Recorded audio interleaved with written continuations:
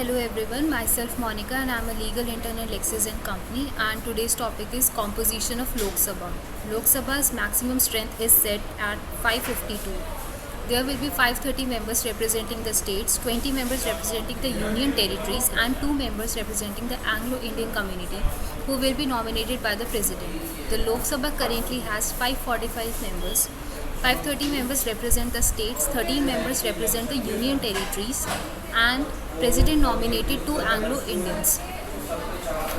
State representation. State members in the Lok Sabha are directly chosen by the people from the state's territorial seats. The election is based on the universal adult franchise premises. Every Indian citizen over the age of 18 who is not disqualified by the rules of the Constitution or any legislation is eligible to vote in such an election.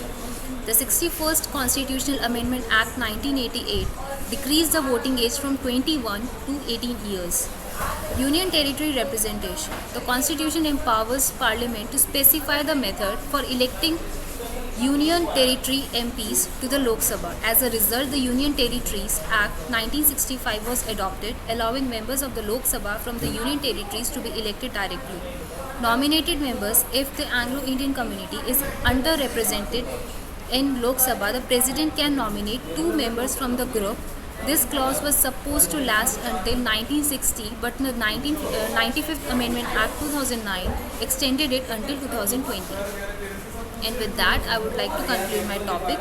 I hope you guys are clear with it, and if you guys are having any query related to it, you can ask me in the comment section.